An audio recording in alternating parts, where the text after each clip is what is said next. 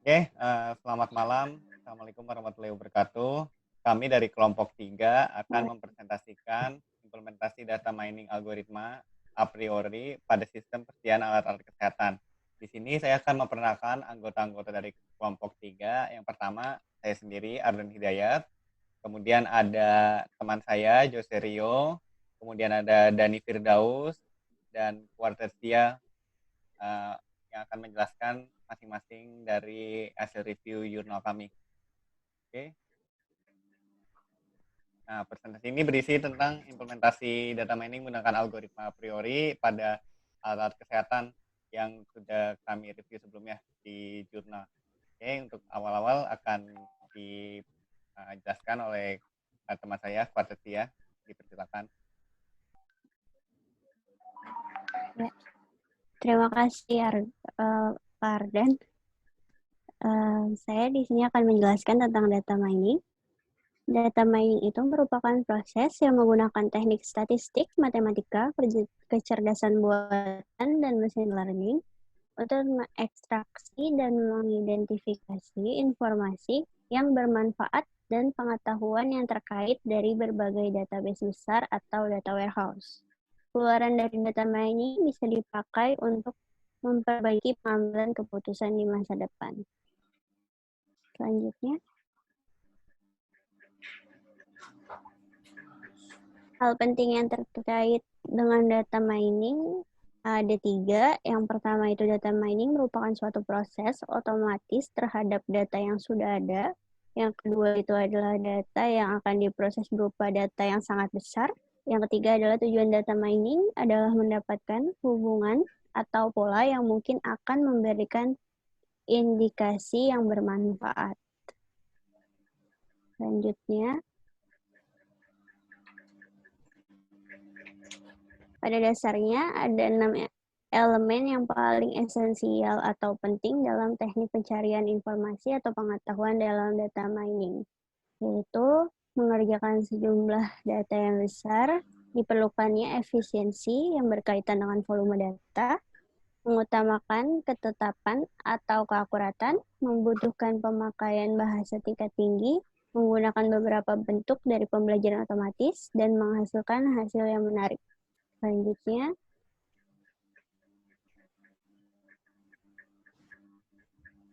hal terpenting dalam teknik data mining adalah aturan untuk menemukan pola berfrekuensi tinggi antar himpunan item set yang disebut fungsi association rule, atau bisa disebut juga aturan asosiasi. Beberapa algoritma yang termasuk dalam aturan asosiasi adalah IES algorithm, a priori algorithm, DHP algorithm, partition algorithm. Selanjutnya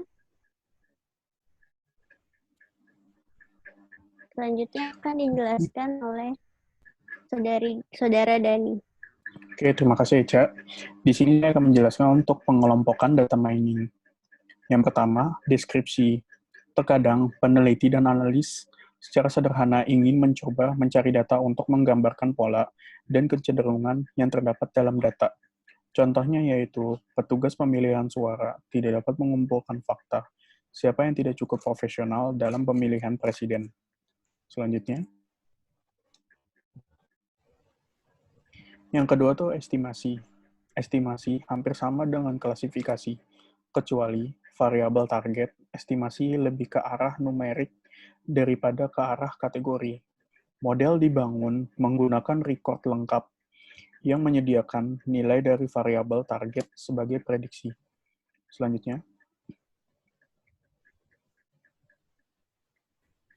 ketiga, prediksi. Prediksi hampir sama dengan klasifikasi dan estimasi, kecuali prediksi nilai hasil ada di masa mendatang.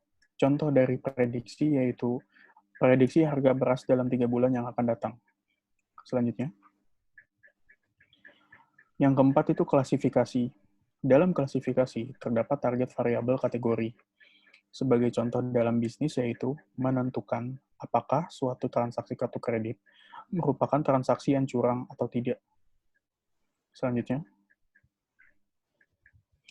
yang kelima itu pengklasteran atau clustering. Cluster adalah kumpulan record yang memiliki kemiripan satu dengan yang lainnya dan memiliki ketidakmiripan dengan record-record dalam cluster lain. Pengklasteran berbeda dengan klasifikasi, yaitu tidak adanya variabel target dalam pengklasteran. Contoh pengklasteran dalam bisnis dan penelitian adalah untuk tujuan audit akuntansi, yaitu melakukan pemisahan terhadap perilaku finansial dalam baik dan mencurigakan. Selanjutnya, asosiasi. Tugas asosiasi dalam data mining adalah menemukan atribut yang muncul dalam satu waktu. Dalam dunia bisnis, lebih umum disebut analisis keranjang belanja. Contoh asosiasi dalam bisnis dan penelitian adalah meneliti jumlah pelanggan dari perusahaan telekomunikasi seluler yang diharapkan untuk memberikan respon positif terhadap penawaran upgrade layanan yang diberikan. Selanjutnya itu adalah association rule. Analisis asosiasi atau association rule mining adalah teknik data mining untuk menemukan aturan asosiasi antara kombinasi item. Aturan asosiasi yang berbentuk if, then, atau jika, maka merupakan pengetahuan yang dihasilkan dari fungsi aturan asosiasi. Selanjutnya, algoritma a priori. Algoritma a priori termasuk jenis aturan asosiasi pada data mining. Aturan yang menyatakan asosiasi antara beberapa atribut sering disebut affinity analysis atau market basket analysis. Selanjutnya, algoritma a priori dibagi menjadi beberapa tahap yang disebut narasi atau pas, yaitu yang pertama, pembentukan kandidat item set. Yang kedua, perhitungan support dari tiap kandidat ke item set. Yang ketiga, tetapkan pola frekuensi tinggi. Yang keempat, bila tidak didapat pola frekuensi tinggi baru, maka seluruh proses dihentikan. Oke, selanjutnya akan dijelaskan oleh teman saya, Ardan Hidayat. Oke. Terima kasih, Dani. Oke, selanjutnya saya akan bahas dari metodologinya. Pertama itu kerangka pikiran. Nah, penulisan jurnal mengemukakan kerangka pemikiran dilakukan melalui beberapa tahapan sebagai uraian berikut. Pertama yaitu pendefinisian rumusan masalah, itu dengan melakukan mendengarkan masalah apa yang terjadi di objek yaitu apotik. Kedua, melakukan analisa dan desain menggunakan tahap data mining. Ketiga, metode pengumpulan data. Keempat, pencarian subjek penelitian. Oke. Ini merupakan algoritma yang berbentuk flowchart berikut ini. Sama dimulai studi awal, pengumpulan data lapangan, kemudian pengolahan data menggunakan teknik data mining, yaitu menggunakan algoritma a priori, kemudian implementasi, pengujian, kesimpulan, dan saran. Ini ya langkah-langkahnya tadi. Oke, dari selanjutnya hasil dan pembahasan. Pertama, analisa. Nah, tahap dalam menganalisa data dengan algoritma a priori pada penjualan data alat-alat kesehatan dimulai pertama menyeleksi dan membersihkan data, kemudian mencari semua jenis item yang ada. Ketiga, mencari jumlah setiap item yang ada pada setiap transaksi penjualan alat kesehatan, dan yang terakhir itu pembentukan kombinasi dua item. Jadi jika ada item yang dibeli sekaligus bersamaan, itu masuknya ke dalam kombinasi dua item. Demikian seterusnya sampai kombinasi batas maksimal item transaksi. Nah, ini merupakan flowchart yang digunakan untuk pengolahan data mining menggunakan algoritma a priori. Dimulai pengumpulan data, kemudian pengolahannya menggunakan algoritma a priori, kemudian metode association rule, dan kemudian diberikan rule-nya lagi, pengelompokan lagi dari kombinasi itemnya, kemudian baru dihasilkan datanya. Oke, untuk pengujian akan dijelaskan oleh kawan saya, Jose. Silakan. Ya. Selanjutnya adalah tentang pengujian. Pengujian dilakukan untuk membuktikan data-data yang telah dihasilkan berupa pola hubungan kombinasi antara items dan rules-rules asosiasi dengan algoritma a priori. Pengujian dilakukan menggunakan aplikasi yang bernama Tanagra. Nah, pengujian pertama dilakukan adalah menghitung frekuensi items dan frekuensi item set. Pengujian dilakukan pertama adalah pengujian yang menghasilkan jenis item dan pola kombinasi dua items. Nah, dengan parameter ini adalah minimal support sama dengan 16%, maksimal support 100%, minimal LED, dan dengan 1. Maksimal LED sama dengan 2, dan item type sama dengan frequent. Nah, gambar di bawah adalah contoh hasilnya. Lanjut. Nah, hasil dari pengujian menggunakan aplikasi ini adalah menghasilkan jenis items dan pola kombinasi dua item set. Terlihat ada dua atribut yang digunakan adalah description dan support. Nah, description sendiri adalah menggambarkan jenis item dan bentuk pola kombinasi dua item, sedangkan support sendiri adalah nilai presentasi banyak jumlah jenis item dan jumlah presentasi banyak item dan pola kombinasi dua item di dalam transaksi.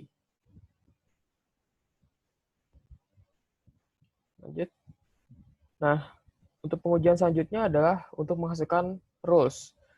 Pengujian untuk penghasil rules tersebut terbentuk dari pola kombinasi items pada pengujian sebelumnya.